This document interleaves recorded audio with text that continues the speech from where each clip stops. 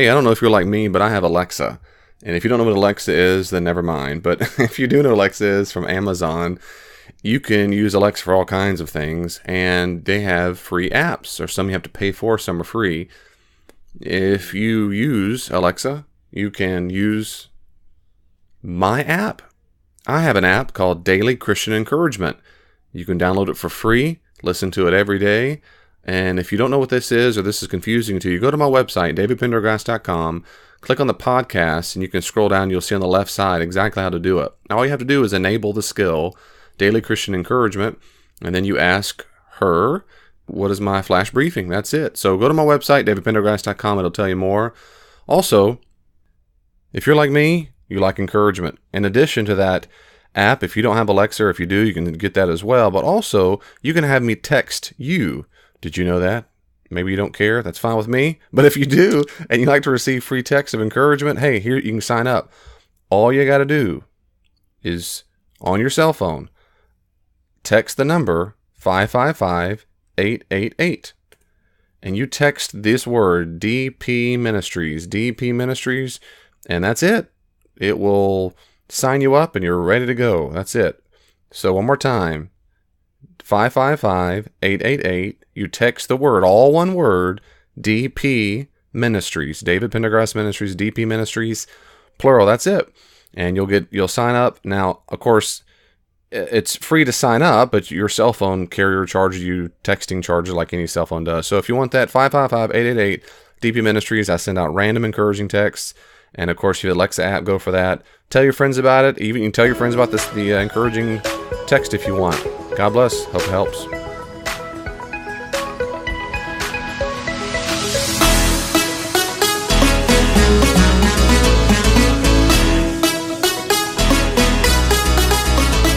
Hello, thank you for listening to A Glimpse of the Kingdom. I am David Pendergrass. I received a question the other day from a faithful listener, Ryan. I really appreciate Ryan. Ryan's been just a good encouragement to me, and encourager and challenger, and appreciate him. He asked a couple questions. The first one. He says, a lot of atheists and skeptics say that, quote, we don't know the answer yet, but someday science will figure it out. Typically, Christian scholars and apologists respond that there are things that can never be proven scientifically. That is, God's existence, love, metaphysics, etc. But how do we know that science can eventually figure out certain things? What if 500 years from now, there's a new branch of science that is developed which can test and prove things empirically that today we think can't be proven empirically? In other words, like your fishbowl illustration, what if science can one day prove things outside of the fishbowl? Good question. If you don't know my fishbowl analogy, and he does, and that's so cool. I'm so glad he does. I give a fishbowl analogy in my book, and I guess also in some of my presentations, and that is, of course, a person who is a naturalist, someone who believes that in their worldview, all that exists is made of nature. And so you can say materialist. They're basically synonymous, it seems to me, the way they're used always.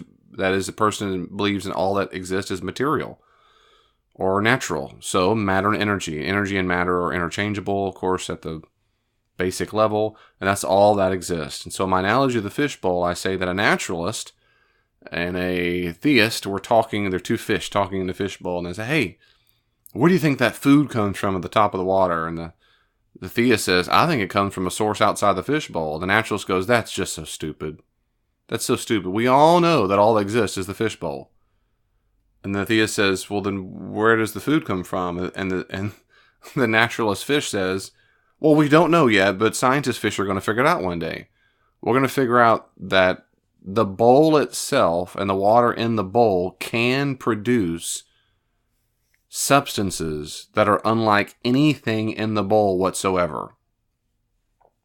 Some kind of phenomenal quantum thing produces something we call food that has a different composition, a different chemical composition, everything, than everything we experience in life. It's going to figure it out just one day. The theist says, no, you won't. No, you won't. Well, the good question, Ryan. My response is, how do we know? The answer is, because of the nature of the thing. And I also say that in my book as well to the skeptic, that because of the nature of the thing. And that is I'm not being coy, but that is the answer. The nature of the thing itself. For example, the nature of numbers. Numbers are abstract objects. That's it. Numbers. The number 4 is not comprised of any kind of matter and energy, period. It's just not, you know that, of course. That's one example. The number 4, no number at all whatsoever is even remotely made of matter and energy. Everybody knows it's just a concept. Now you might say, then there's different debates of the origin of mathematics. Maybe it comes out of laws of logic. Others say it's really abstract object. Some say it's a concrete abstract object. That is to say it's Platonic. Others, typically in Christianity and Muslims and Jews typically say that numbers themselves are predicated or grounded in the mind of God, as it were. But fine, they're different theories. But what basically everyone agrees is that, even a hardcore naturalist would say numbers themselves aren't made of matter and energy. That's one example, and I'll give a few more. But the answer is, that's one example. There are things like numbers. Numbers will never, ever, ever be discovered on a planet, in a black hole, at the quantum level. It won't happen. Now that matters because the scientific method only studies matter and energy. So if something by nature is not comprised of matter and energy, then scientific method will never, ever discover it. Ever, ever. It can't occur. Just cannot occur. It's the nature of the thing itself by definition. It's like saying, what if scientists one day, is it possible for scientists one day to discover that bachelors really are married? That bachelors really are married. What if one day a different kind of science develops that says, oh, come to find out bachelors were married all along? Of course, the answer is they can't. That will never happen. That is, in logic, we call that a category error. So it's in the nature of the thing itself. Bachelor, by definition, by nature, is unmarried, and unless we change the definition of bachelor. But then I'm still not, okay, let's make up a new word. What's the word for the person who is unmarried? Then that word will never be discovered. You just have the definition. So we can go all kinds of, and the examples you gave, of course, I've given, but the existence of God itself, God the Father and God the Spirit are not comprised. They don't have any flesh at all. So it's impossible for there to ever be any scientific method or even new science that explores matter and energy, which would discover God, aesthetic values, morality itself. And people say, no, morality just comes from our evolutionary. It's been fobbed off on us because we have to be in a tribe. We have to get along with each other, which is patent nonsense. But anyway, even if I said that's where it came from, it doesn't mean it's false. That's the genetic fallacy. And if I discover how I came to know it, that is, if I was taught it, it's not true. That's also nonsense because that's epistemology, how we came to know something. And discovering how we know something doesn't mean it's not the same as the ontology of morality, which is the grounding of it. How do I know it is right to be honest versus it is wrong to lie in general, that value. So morality by definition is not made of matter and energy. If someone pushes you on that and say, no, clearly it's just part of our brain or tribalism, well, tribalism's not brain, so let's knock that one out. It can't be that. It can't be matter of energy is the tribe. That doesn't make any sense. Well, it's part of our DNA. Well, then the question is, can science discover a molecule called honesty? Or rather, it's good to tell the truth, a moral duty? By definition, I would say that's just nonsense. That's never, ever going to happen. Ever. What would it even look like? How would even... So no matter what the brand of science, no matter how branches they come up with, which I don't think there's a different kind of... There might be subsets of scientific methods, but in general, the scientific method only deals with matter and energy. So that's the answer that's my answer, not the answer, but maybe it is the answer too. But my answer is because of the nature of the things being explored. There are things, and I say this in my book, and maybe I messed up, but I think I said this. I wrote it a few years ago now. There are some things which I do, in fact, hold out that science might be able to explain. It might be able to explain for sure whether or not there are multiple universes. That's in matter and energy. Great. Things like that. Great. But what about things like DNA? No. By definition, DNA is information. By definition, it's information. Information is not matter and energy. Information is arranging matter and energy in such a way that it gives meaning. But you have to have a subject, a person for which to have meaning. It doesn't. Rocks don't have minds. I mean, you see what I'm saying? So there's no wind doesn't blow sticks in certain order, and even if it did, wind is wind. It doesn't have information. So that's the problem. DNA is by default, by definition, by its essence, information. Information comes from a mind. So it just doesn't make any sense at all to think that any information arose from non-rational processes. That's it. I mean, and I'm not a biologist, but everyone I've ever read, ever heard, ever in my life tells me emphatically. Richard Dawkins, Mr. Atheist himself, is emphatic on this point. Everyone knows that DNA is in fact information. It is complex coding software coding. And so there's no way science would discover where information came from, because you have to have a mind for that, and matter and energy is not a mind. I make this distinction because it's real important to understand that's not a God of the gaps argument. And this is the point I make in my book. It's not a God of the gaps argument. It's a logical argument. In a logic, this is called a category error. If a person says that, oh, you can discover this in this field, you've committed a category error. It's like saying, what does the color red taste like? What color is 4? Well, some people have a particular condition where they actually do associate colors with numbers, but ontologically it's not the same. So anyway, the point is you can't. It's a category error. That's it. It's not the same as saying, I don't know exactly where black holes are formed, or I don't know exactly what dark matter and dark energy is, therefore God did it. Will that be classic God of the gaps? But that's not what I argue. No, I don't know of any educated theist who ever argues that way, that when there are gaps in scientific knowledge, therefore God did it. What I have read and what I believe are there are certain things, the nature of those things themselves dictate, they tell us, they force us to the conclusion, there ain't no way that science itself will ever discover that, ever, because it's a category error.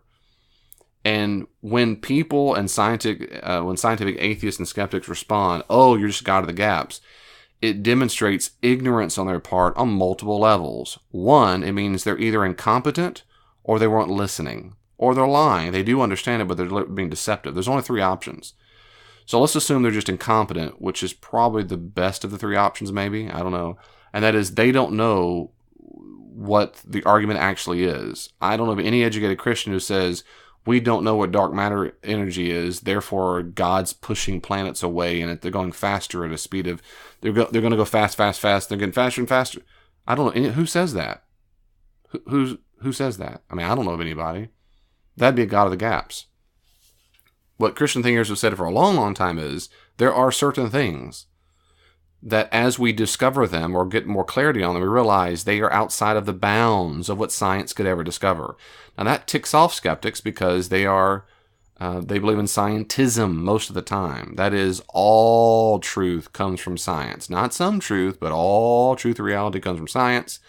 Therefore, there can't be something outside of matter and energy and the laws of nature. There can't be. Why? Because that's all that exists, and science explains everything.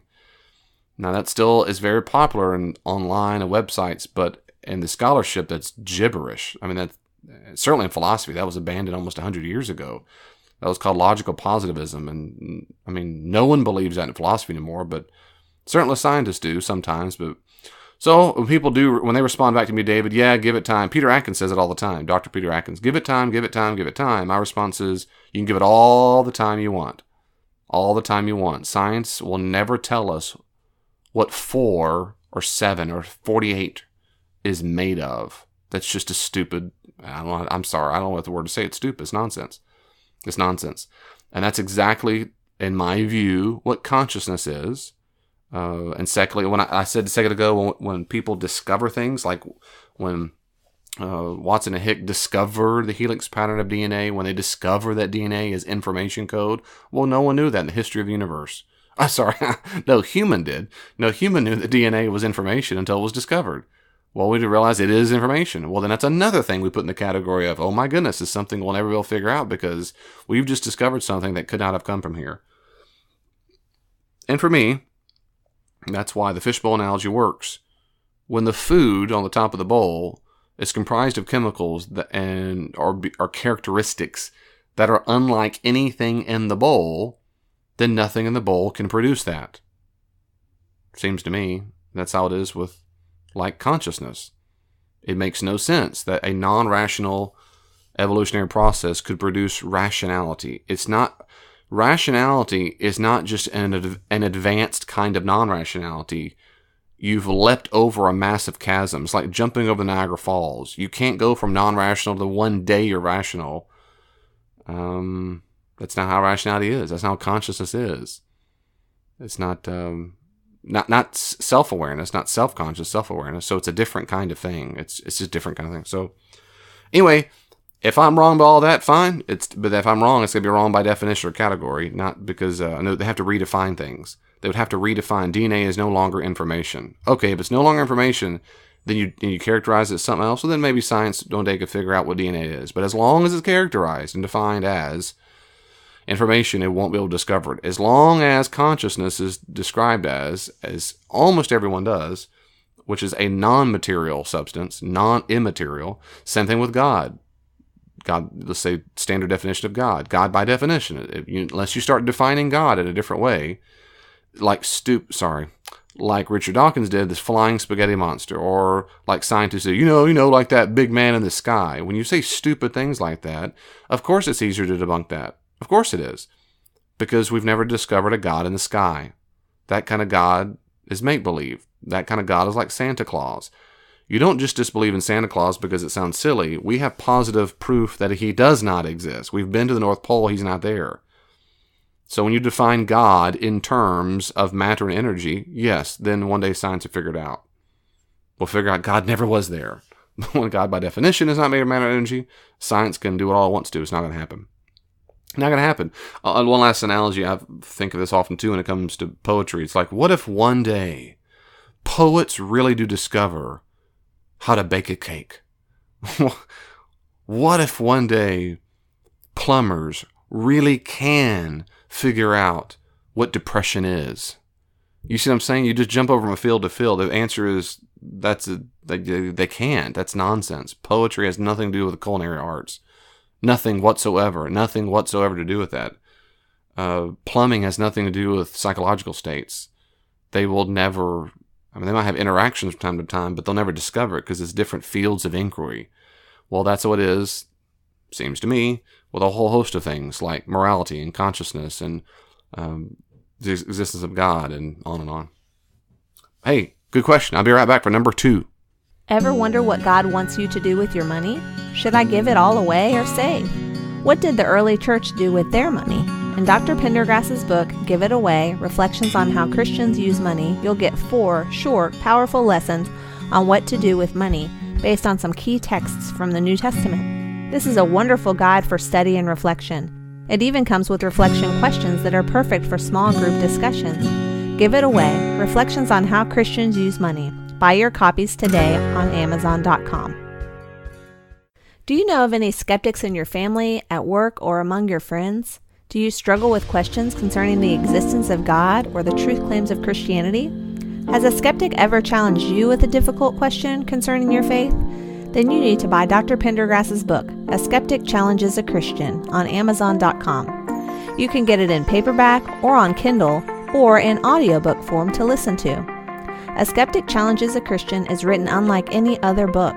It's not boring and full of technical jargon. It reads like you're sitting down having a conversation.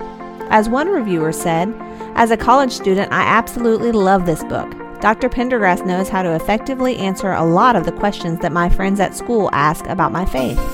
This book is a great resource for theological debates and for my own personal growth.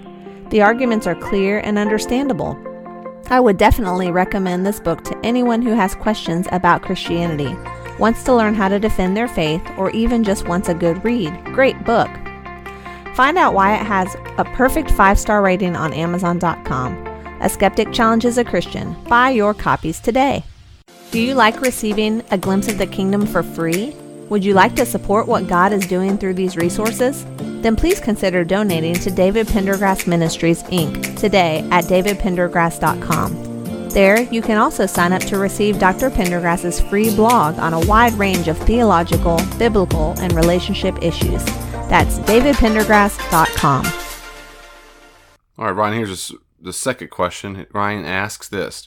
He says, after the recent tragedy in Christchurch, New Zealand, I saw a posting on Facebook that showed a Twitter exchange with the first person explaining how the New Zealand government quickly took action to help prevent or reduce the chance of this kind of tragedy happening again. A responder very sarcastically replied, wow, did they even try thoughts and prayers?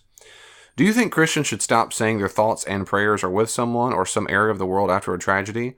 Not that people shouldn't be praying after tragedy or at any time, because I think they should, but maybe not express it on social media after a horrid mass shooting. Do you think it's becoming counterproductive?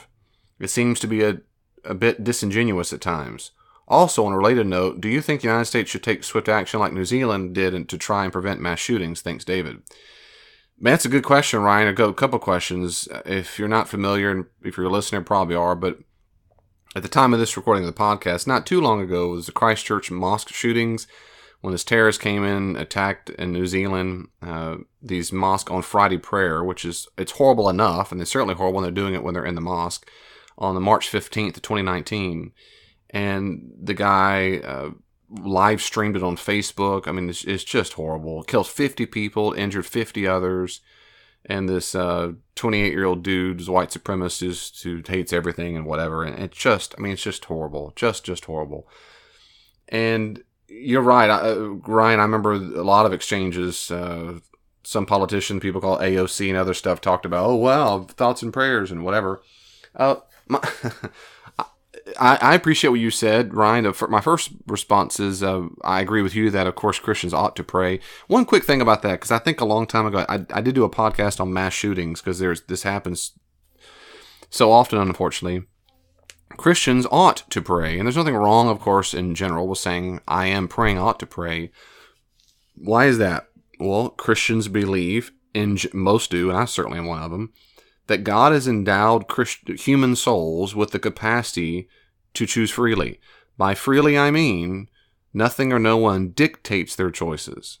Not that they are a different kind of freedom, where they are unbiased or uninfluenceable, or that's not how I define freedom, and many philosophers don't define it that way. They define freedom as nothing compels me. No one or no action compels me to make that choice. No, there's no outside external cause. Well, I do believe that. I believe we do have free will. So when someone decides of their free will to make decisions over a long period of time to develop the character to hate Muslims and hate capitalism and hate whatever, hate America, hate whatever, and then they choose their free will to read literature, and they choose in their freedom to buy the guns, and in their freedom to foster this hate, and in their freedom on and on and on. And I mean, it was a long time coming. So in their freedom, they choose to murder, and that's of course. And if you're just a naturalist, if you're just an atheist, there's no reason to say this is wrong. You can say it's wrong. There's just no reason to say it's wrong.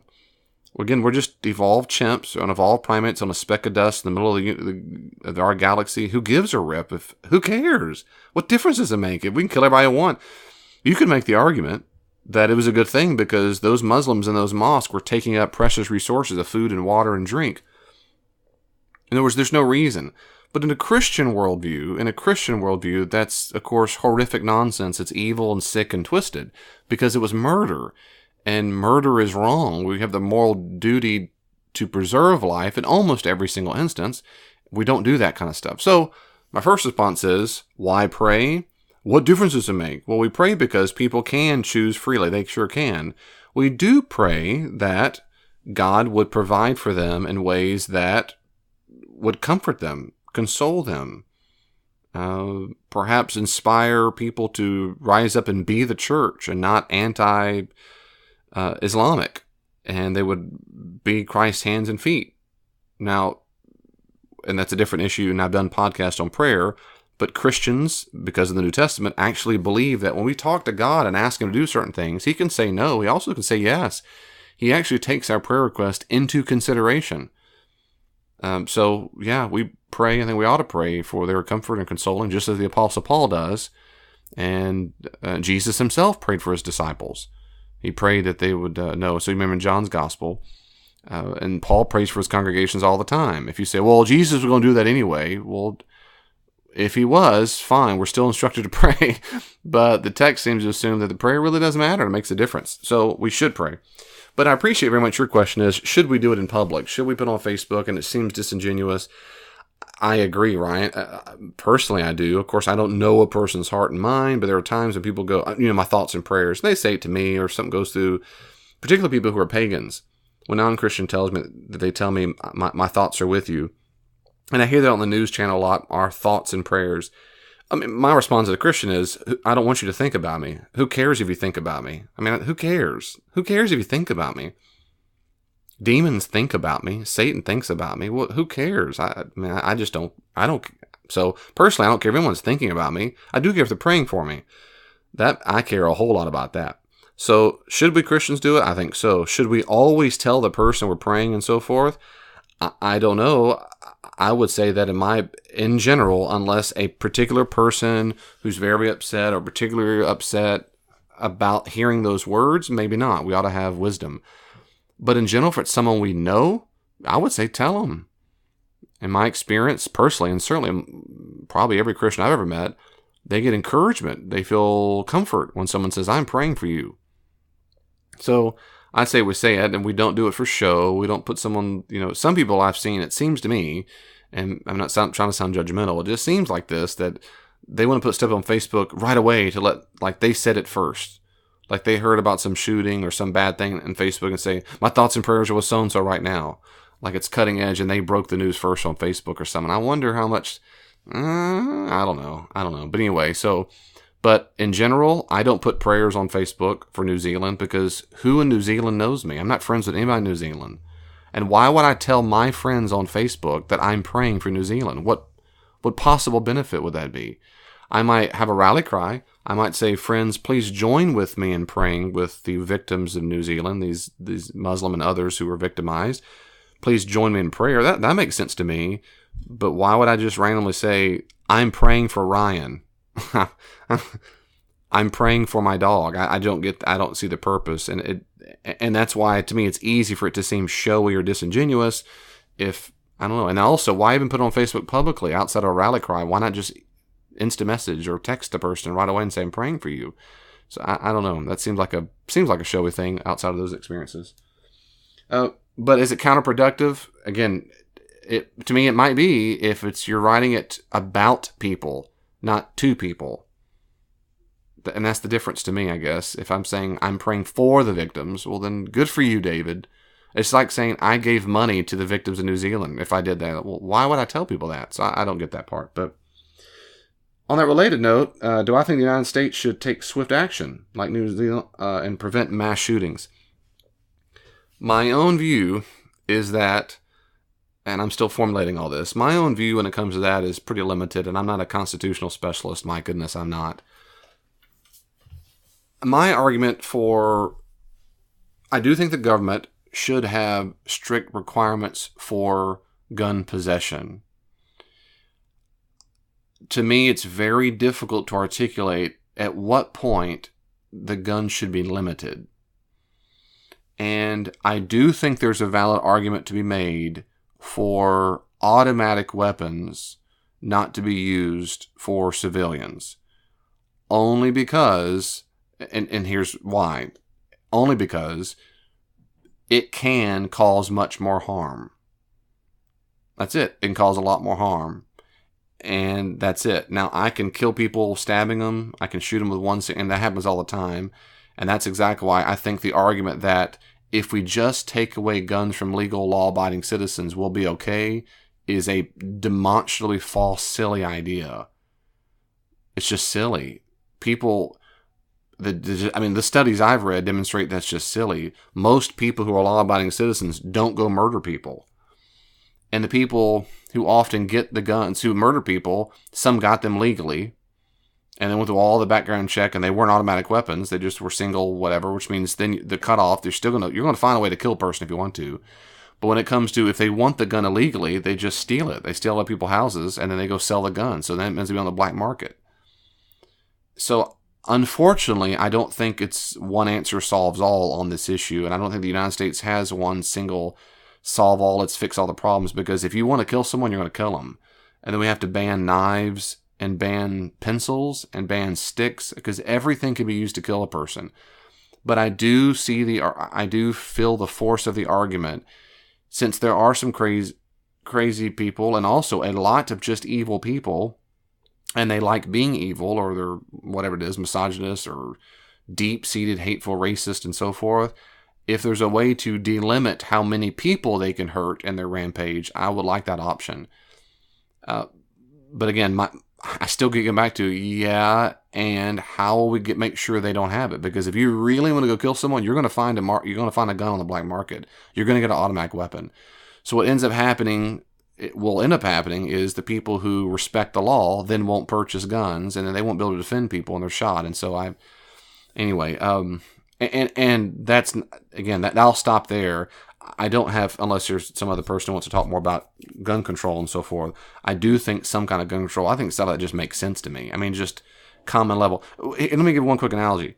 Of course, probably the reason why we go through such rigorous testing, I say such rigorous, it's somewhat rigorous testing, to receive his driver's license, is because when you drive, you are a risk to other people, pedestrians and drivers.